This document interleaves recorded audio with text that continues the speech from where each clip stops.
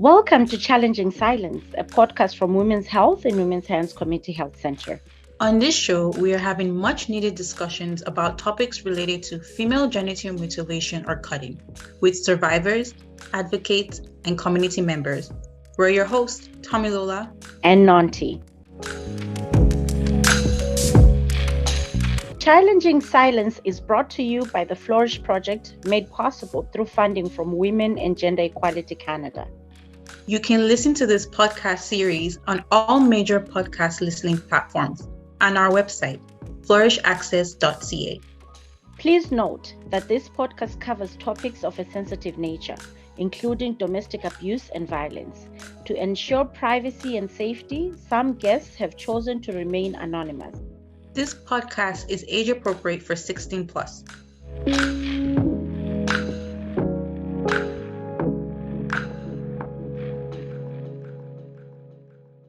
When speaking of intersectionality, we are looking at the interconnected nature of social categories such as race, class, and gender, as they apply to a given individual or group, regarded as creating overlapping independent systems of discrimination or disadvantage.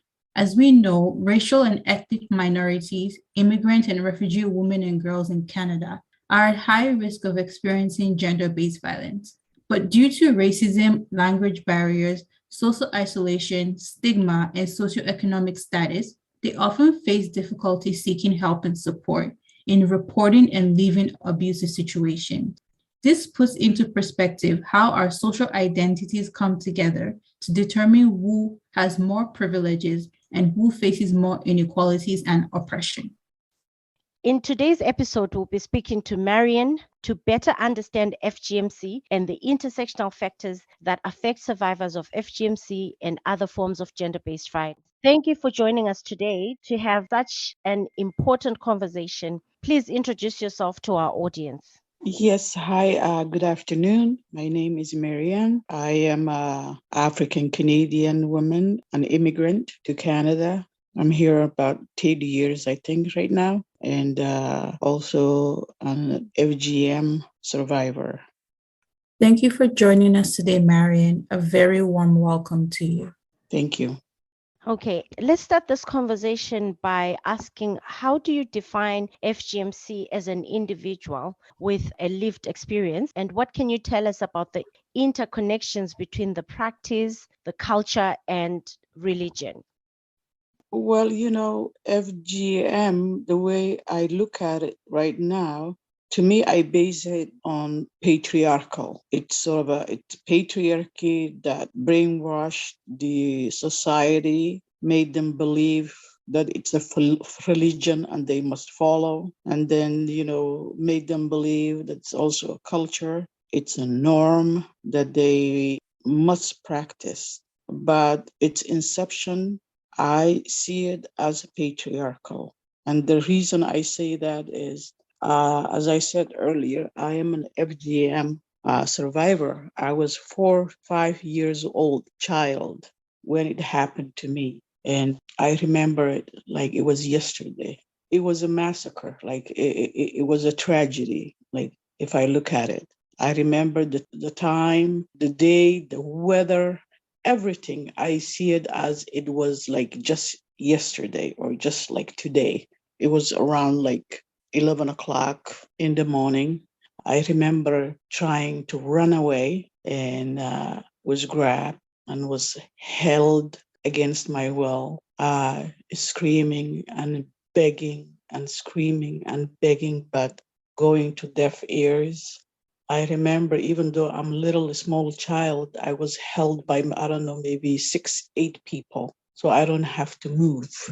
And then the man did the circumcision. And my circumcision, it's described as an extreme one because they didn't leave anything behind. It was completely cleaned out and then sewn back together. And they make it for you a very, very small, tiny hole just for you to pee on or something like that. Then they tied my 2 legs together so it heals together so it doesn't open up. So you urinate standing, and urinating was also hell. It felt like being cut all over again. So I remember holding my urine for as long as I could because it was excruciatingly painful to urinate, and forget about even having a bowel movement. That was like discouraged. It was a no.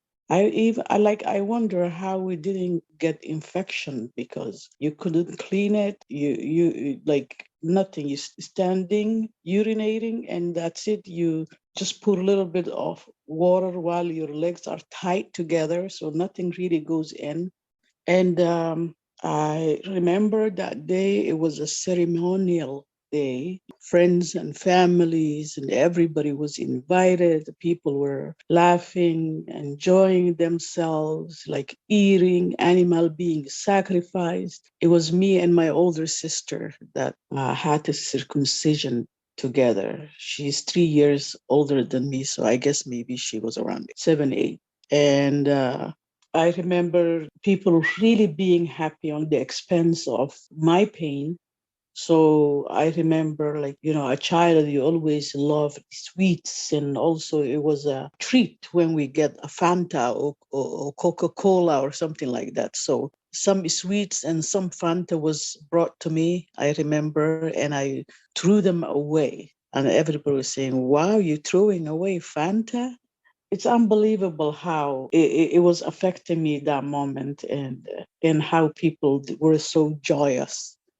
So, like, thinking about it, it took me a very, very long time to really forgive my mother. My dad, God rest his soul, he was really against it, but he wasn't at home to protect me. So my mother had to do it. And it took me a very, very long time to really forgive my mother. But then I forgave her because I did understand after. So the reason I say patriarchy is like, using religion to make this norm so that people, when they're doing it, they believe they're following the religion, that the religion states that, which really it doesn't. And then the culture and the norm makes it even stronger, that I believe even up to now is still happening, because I went back home a few years ago and I've seen it happening. So the reason is to take away the girl's sexuality.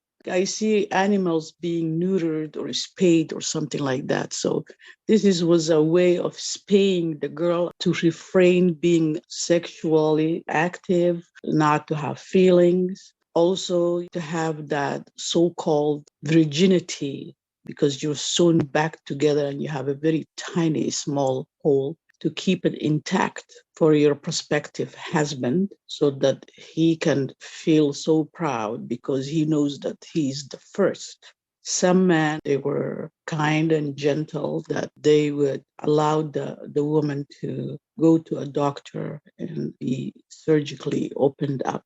But some men, they just wanted to use their virility or something, that they even themselves would get hurt trying to break that tiny hole. And then the wedding night, seeing blood in the bed or something like that. His family being so proud that his girl was his first, that she's the virgin. So that's why I say this is really patriarchal. This is the man feeling honored that he broke this wall. And what really made it Norman strong, I remember me going through that hell and seeing what it is. I'm a kid, 4, 5 years old. I healed, completely forgot, moving on with my life. We're going back to school. There are some kids that their parents refuse to circumcise their children. And we would make fun of those girls. Those girls were bullied. We bullied them. We told them that they were unclean, that they were haram, not halal. They couldn't make friends. They couldn't come closer to us because they were not circumcised. They have that awful, ugly things like the clitoris, whatever, remaining. So we would make fun, and the girls would go cry to their parents, beg their parents to be circumcised, because that's how strong it was. that this child would tell their parents, I'm not going to school. If you force me to go to school, I will kill myself otherwise, or you must circumcise me so I become part of everybody else.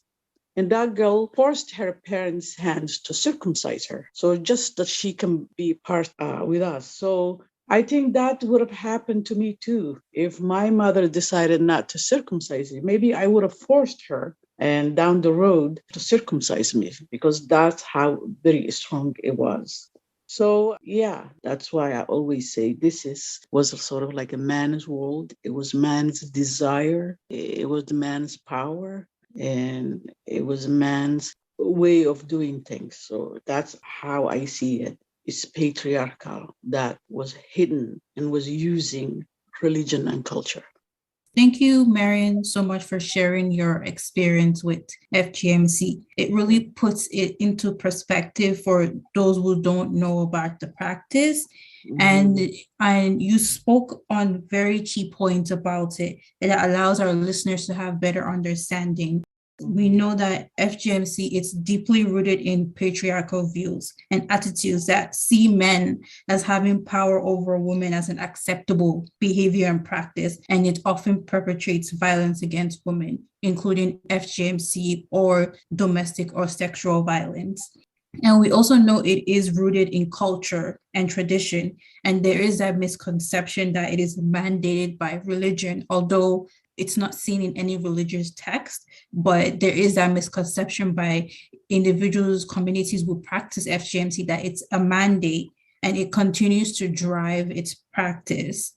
And finally, I like the fact that you spoke about the stigma that is experienced by girls who have not been circumcised and how the practice it has impact on a girl's life in the different stages of her life. Because you spoke about the initial when you were between 4 to 5, and I like how you also spoke about how it's continued impact when you started going to school and as a teenager, and how you see the experience of those who were not circumcised versus the experiences of those who were circumcised, and which pretty much shows in perspective why some communities continue, some families continue to practice FGMC so their daughters will not be stigmatized or discriminated when they grow up, go to school, make friends, and choose to get married. Thank you very much for that.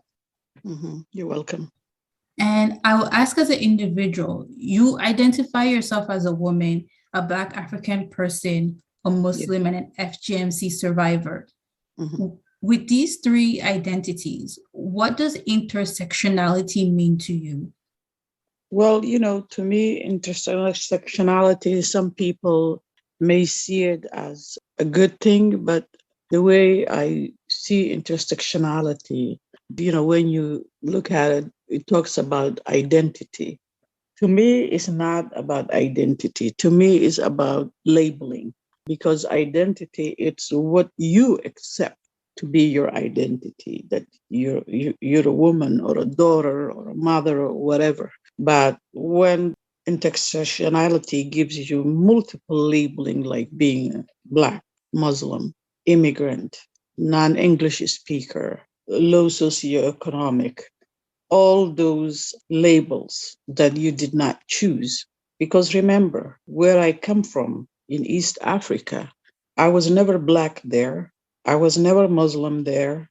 I was never an immigrant there. I was just a person. I was just the girl, the woman. That's what I was. That's what was my identity. But when I came here, I've gotten so many different labels, which I refuse to call identities. They're not my identities because I did not choose those.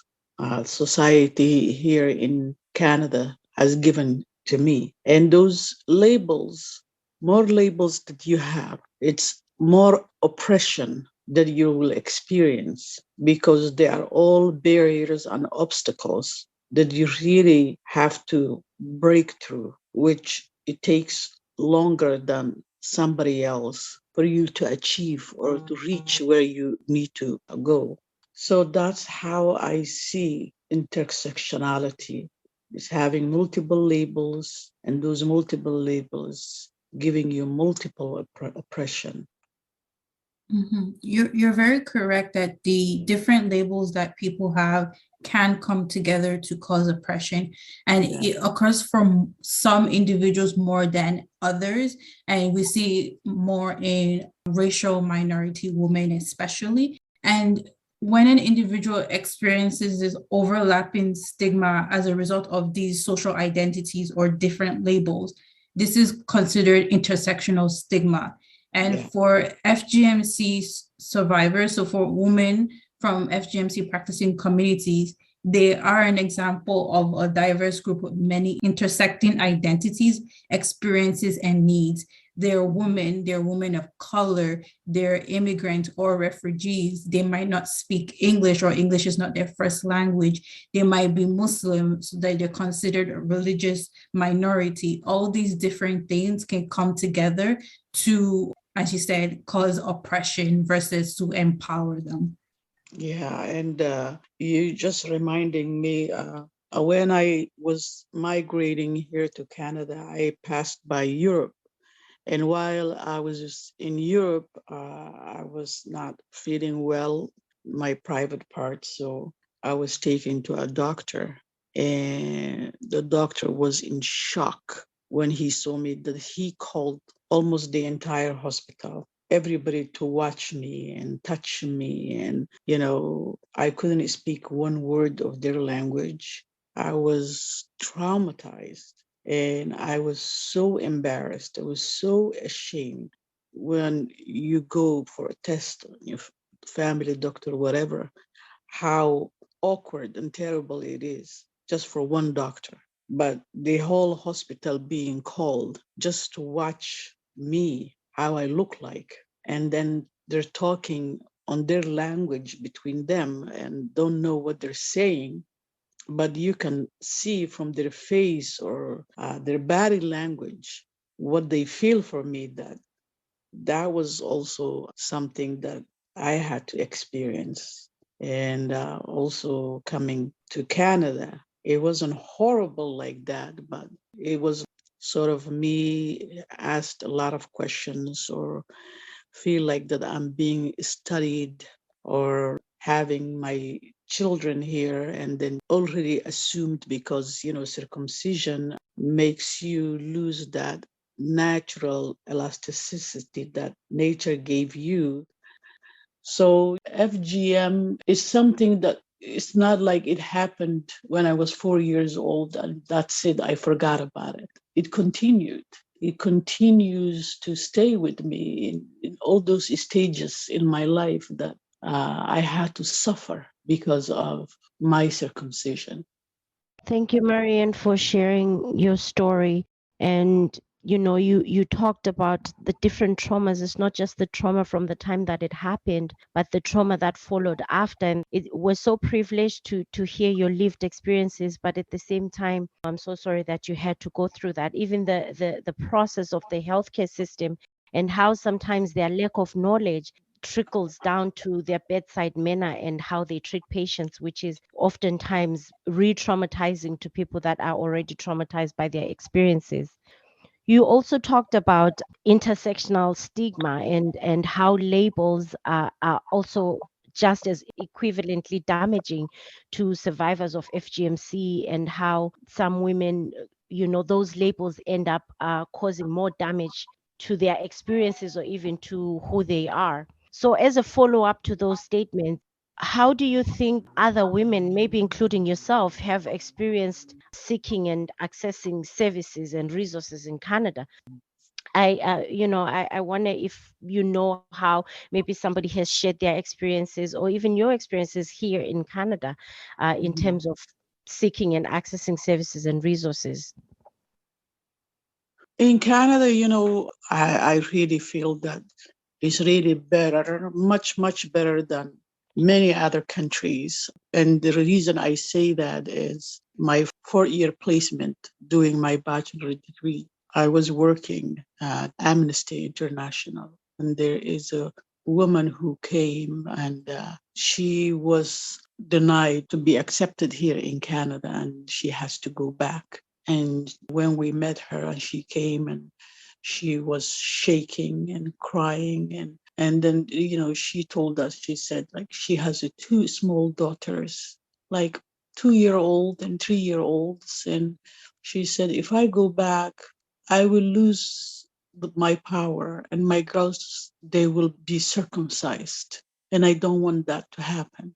And that brought up everything in me again, that started really shaking and being traumatized myself, and really had to advocate for her and really had to talk about what it did to me. And this woman is really telling the truth, that she goes back home, that she doesn't have the power to stop that they will do that to her daughters. So we wrote her a letter, and we strongly advocated for her that the refugee board accepted her plea and gave her a stay. So she was accepted as a convention refugee. So I was so proud of being part of that. And that is an experience I will never forget, because at least I saved those two daughters.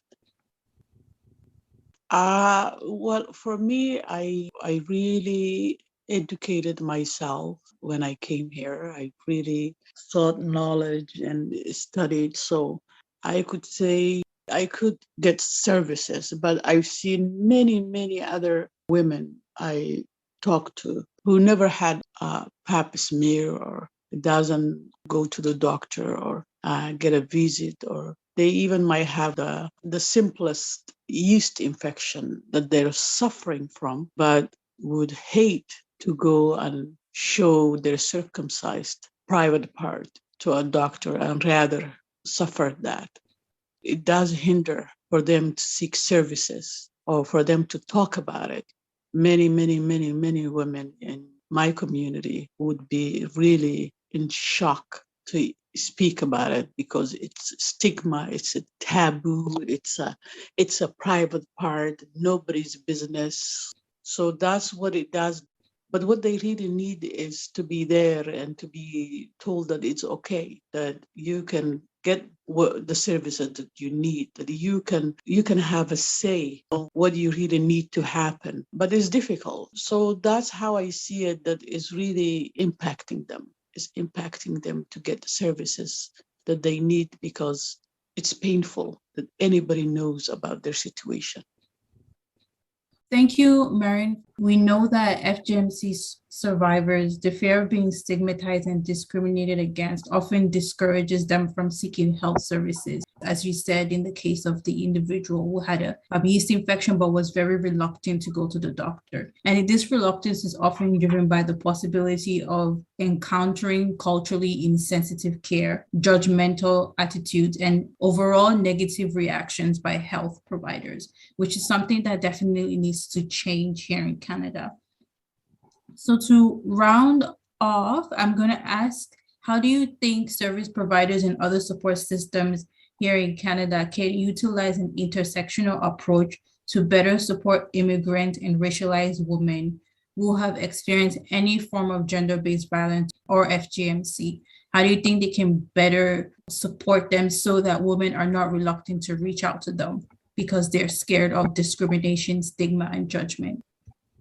In Canada, what really we need is education and awareness. And you guys are doing right now that we really need to talk about it and talk about it. That this is not one-time thing, that this will follow all your entire womanhood, getting married, having husband, your sexuality, your enjoyment.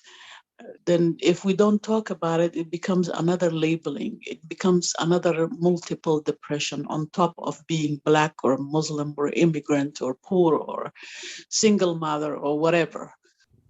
Service providers, what they really need is cultural sensitivity trainings. They need to get extensive trainings, because body language is powerful. And when you go to a service provider and they see you and they get shocked or or their faces changes, or their color changes, or they start being quiet and not talking to you, then it makes it things even worse.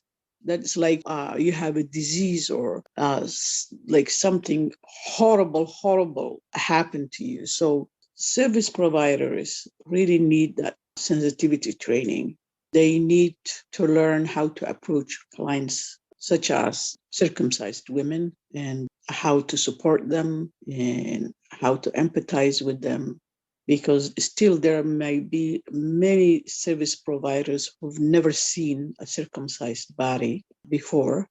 So maybe they need to have educational part, I don't know, in school or in their workplace, so that they are aware that when they see it for the first time, they don't go like like that, or make matters even worse. So that is my advice.